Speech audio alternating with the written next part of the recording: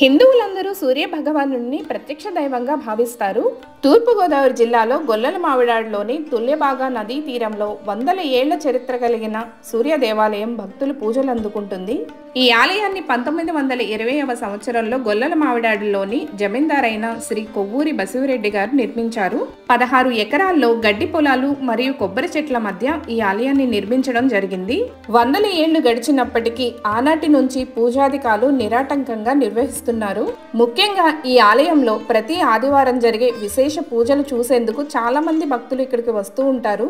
ఈ ఆలయంలో సూర్య భగవానుడు ఉషా ఛాయ దేవేర్ల సమేతంగా దర్శనమిస్తారు. గొల్లల మావిడాడులో 160 అడుగుల ఎత్తైన గోపురం కలిగిన రామాలయం గురించి అందరికీ తెలిసిందే. శ్రీరామనవమి ఉత్సవాలు ఇక్కడ అంగరంగ వైభవంగా జరుగుతాయి. ఈ రామాలయానికి కాస్త దూరంలోనే శ్రీ సూర్య భగవానుని ఆలయం కూడా ఉంది. ఈ ఆలయంలో రథసప్తమి వంటి పర్వదినాల్లో స్వామివారికి జరిగే కళ్యాణంలో పాలు పంచుకోవడానికి వేలాది మంది భక్తులు ఇక్కడికి వస్తూ ఉంటారు. ఈ ఆలయంలో శ్రీ లక్ష్మీ నారాయణులు, శ్రీ రమా సమేత సత్యనారాయణ స్వామి వారి ఆలయాలు ఉప ఆలయాలుగా ఉన్నాయి. ఈ ఆలయంలో ఆచారాలు వైష్ణవ సంప్రదాయానికి అనుగుణంగా జరుగుతాయి.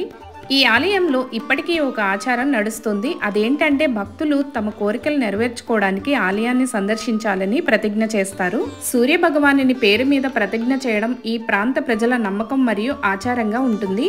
ఈ ఆచారాన్ని పాటిస్తూ స్వామివారిని భక్తి శ్రద్ధలతో పూజిస్తూ కోరిన ఏ కోరికైనా నెరవేరుతుందని ఇక్కడి వారందరూ నమ్ముతారు. ఈ సూర్యనారాయణ స్వామి వారి ఆలయం తూర్పుగోదావరి జిల్లాలోని ప్రసిద్ధ మరియు పవిత్ర యాత్రా కేంద్రాల్లో ఒకటిగా ఉంది. స్వామివారికి జరిగే అభిషేక అర్చనలు చూడడానికి ఆదివారం నాడు యాత్రికులు అధిక సంఖ్యలో ఇక్కడికి వస్తారు. ఈ ఆలయం అద్భుతమైన శిల్పాలను కలిగి ఉంటుంది. వందల ఏళ్లు గడిచిన చెక్కు చెదరని శిల్పాలతో ఈ ఆలయం యాత్రికులను ఆకర్షిస్తుంది. మన ఆంధ్ర రాష్ట్రంలోని తూర్పుగోదావరి జిల్లా పెదపూడి మండలం గొల్లల మావిడాడ గ్రామంలో ఈ సూర్య దేవాలయం ఉంది. వీడియో మీకు నచ్చింది అనుకుంటున్నాను. వీడియో నచ్చితే లైక్ చేసి మీ అభిప్రాయాలు కామెంట్ ద్వారా తెలియచేయండి. మరిన్ని ఇంట్రెస్టింగ్ వీడియోస్ కోసం ఛానల్ని సబ్స్క్రైబ్ చేసుకోండి.